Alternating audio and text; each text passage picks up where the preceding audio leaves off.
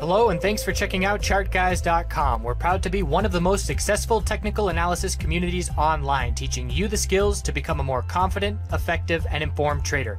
Join our community of hundreds of analysts worldwide working together to learn the charts, generate profit, and achieve financial independence. For access to daily live chart analysis and market coverage, a thriving chat community, along with dozens of hours of exclusive educational materials.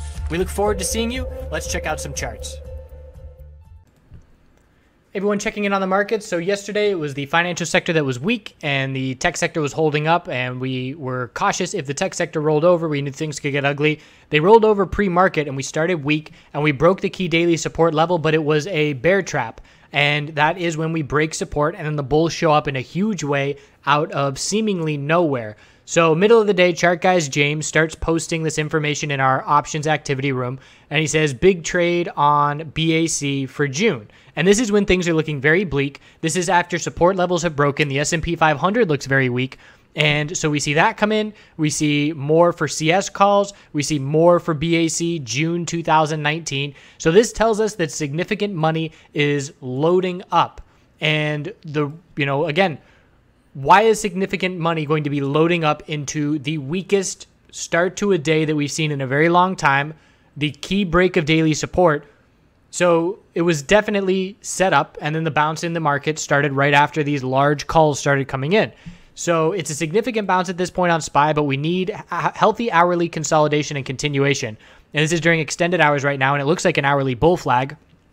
Ideal scenario for the bulls tomorrow is to start the day just under the high of today and then see a bull break first thing for continuation. The next resistance level is 276.15 and 277.47 after we break the high of the day, and we're going to look to shift the hourly trend if we do get that follow through. From there, the daily chart is a lower high as long as 281.15 is resistance. We also have these exponential resistances, which have been keeping the price a bit contained as well. So the bulls still have a lot of work and a lot of proving to do on the daily, but you do not see this kind of increasing bull volume on the hourly and straight shot up in a V-shaped recovery after just breaking a key support level. So it's very notable how it did play out. IWM also had the bear break, long lower wick, bulls started to buy the dip. It's the same thing for most individual names on the hourly, the tech sector as well. They need that healthy consolidation and continuation, and they're looking for it tomorrow. Very weak on the weekly time frame, but could be looking for a bounce here because I'm watching just like SPY on the monthly time frame. Look at IWM still maintaining the monthly uptrend and giving a potential opportunity